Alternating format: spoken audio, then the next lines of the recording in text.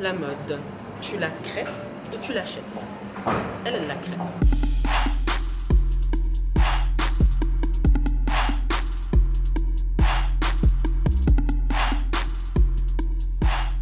Quand tu étais à Montmartre et ici, est-ce que les gens, enfin, certes, ça reste de la mode, des vêtements, mais est-ce qu'ils cherchent quand même des trucs différents, les gens? Ouais. Ce qu'ils cherchent, ici, ils sont plus dans la consommation, dans le shopping compulsif. C'est une autre manière de faire du shopping qu'à Montmartre.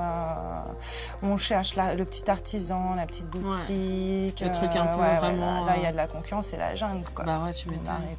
Mais bon, on est là, quoi, il n'y a pas de souci, mais bon, c'est différent, voilà. Et ton processus de création, il a changé depuis que vous avez emménagé dans le centre de Paris? Non, c'est toujours des pièces qui sont faites à la main, ici, dans notre atelier boutique. Et non, il n'y a pas grand-chose qu'à changer. C'est quoi qui t'inspire? C'est plus l'air du temps donc, qui m'inspire. Et dans l'air du temps, il y a en effet les expos que je peux voir, les bouquins que je peux lire. Mais aussi, je suis très attentive à ce qui se passe dans la rue, moi. Donc, j'ouvre très peu de magazines de mode, je suis très peu sur les blogs. L'avantage de l'atelier boutique, c'est que voilà, il y a cet effet direct qui se produit où on voit, nous on achalandde en live chaque jour des nouvelles créations sur le portant, mais on peut voir voilà, la réaction des gens, du public tout de suite. Et voilà, donc je suis assez attentive à ça. Ça a toujours été la mode ton truc? La mode... Genre, si t'avais pas été créatrice, t'aurais fait quoi? J'aurais dessiné, enfin je dessinais avant, donc voilà. C'est aussi ton exutoire? Complètement, voilà. Alors là, l'actualité, je suis pas trop actualité, je suis pas les infos parce que c'est un truc qui me brouille vachement. Du fait d'être artiste, je suis hypersensible, donc hypersensibilité veut dire peut être hyper joyeuse comme hyper triste. Donc j'évite de trop m'informer parce que malheureusement, on n'a pas tout à fait des bonnes nouvelles. Après, voilà, et ça pourrait noircir un peu l'esprit de ma collection. Tu prépares combien de temps à l'avance tes créations? Je veux dire, avant vraiment qu'elles sont entre le processus de création et la mise en boutique. En fait, c'est vraiment au jour le jour, c'est du freestyle, moi, parce que tout est limité, tout dépend de ce que aussi je vais trouver comme tissu. Par rapport au tissu, ça va me donner une inspiration. Et par rapport à cette inspiration, je vais décréter faire tel ou tel modèle. Tu t'imposes pas enfin, ça pose pas vraiment de limite. Après, tu sais non. Et vu que je suis tout le temps en flux tendu, j'ai moi mon idée de toute façon de ce que je vais faire sur la saison, mais c'est en continu. C'est pas la collection est faite un an à l'avance. Voilà. Moi, c'est en continu non-stop. C'est un autre mode de fonctionnement. Il y a toujours une histoire derrière. Je veux dire, quand tu fais un t-shirt ou comme la main avec la bouche, c'est quoi l'histoire? Il y a un truc derrière ou c'est juste une idée comme ça? Non, ça c'était, il y a un truc derrière.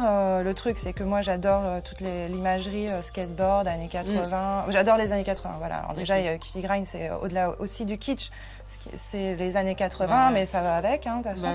Et donc, toute l'imagerie skateboard 80s, il y avait un artiste à l'époque qui s'appelait Jim Phillips, que j'adore. Et il a fait une Screaming Hand bleue, version homme, une main, donc qui est celle-ci. Mais moi, je me la suis réappropriée en hommage à lui.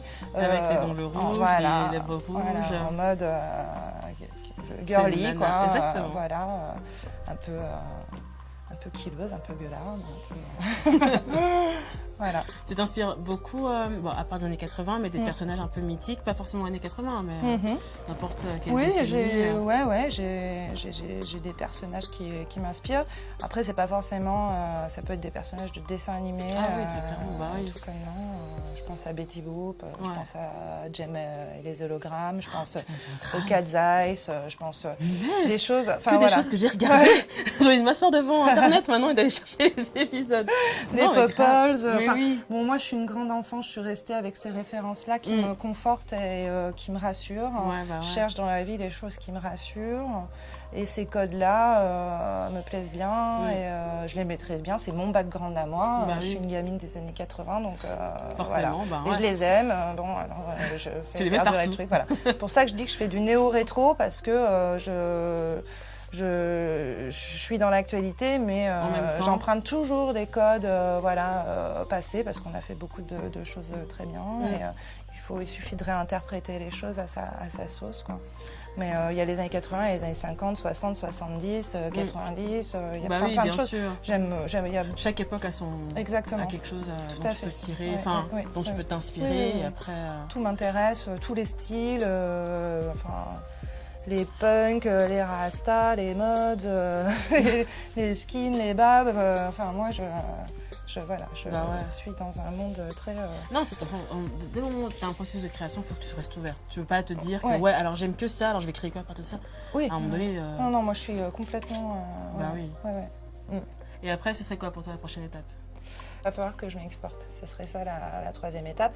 Trouver du kit et grind peut-être en Californie, au Japon, je ne sais pas, non. Mais quelque part, voilà. Il y a la hype. Voilà. Essayer d'élargir un peu le champ, ça serait l'optique du truc.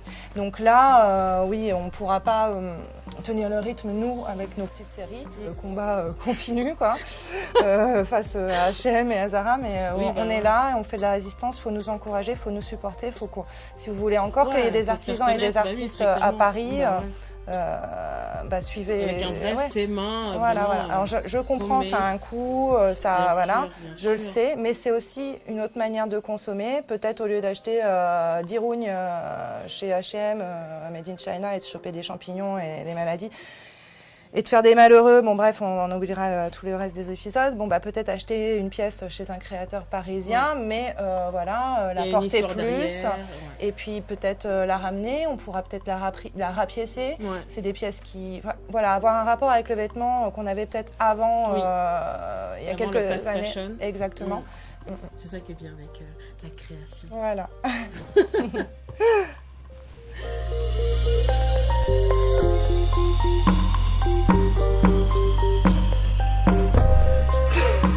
C'est bien. Stay cozy with Silly.